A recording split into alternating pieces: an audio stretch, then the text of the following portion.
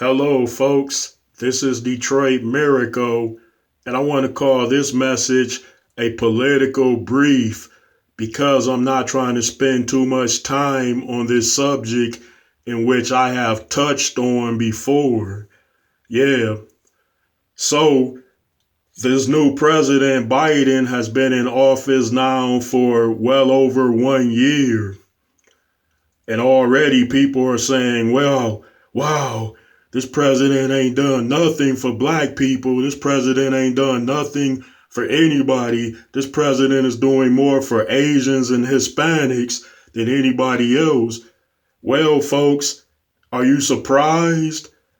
Think about it. How many Democratic presidents were in office that appeared to have done a lot of things for black people? How many Republican presidents were in office that done a whole lot for black people? I know, in all fairness, presidents probably passed some bills in which black people and everybody mutually benefited from, but people such as black people, my race, are expecting a president to wave a magic wand and wipe away all the poverty, unemployment, and black on black crime. But that is not going to happen, people, because that is our job as African Americans. It is up to us to provide benefits for our entire community. And collectively, we are extremely wealthy because we are spending more than $1.3 trillion every year in America. So we are wealthy, united, we are wealthy, consolidated, and we are wealthy, unified. But nevertheless, all those black people are expecting usually a white president to lobby on their behalf and just make things like a virtual paradise down here. And that's not going to happen because those guys have their own agendas, they have their own interests, and many of them have racist perspective viewpoints. I know a lot of them might be good-natured guys deep down inside, but remember, they come from generations of discrimination which was passed down.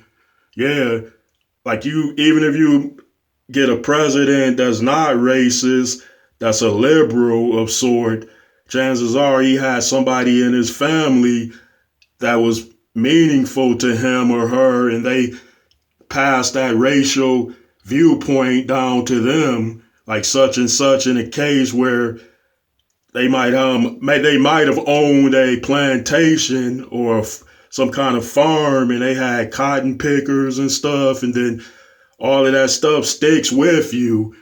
And if something becomes normal to you, then you don't feel like you're doing nothing wrong or it is wrong. People were just thinking that things like slavery were added to improve the economy so that you'll get a bunch of free laborers. Much in the same as when you had those sweatshops over in China with those people working for pennies an hour. And we know that is wrong, that is inhumane, but nevertheless, there are rich business people that will see benefit out of that. They'll say, wow, that was a smart decision to put all those people to work for little to nothing. I know I started off on a political note, but I went off into something else, so I'm going to come back to the political thing.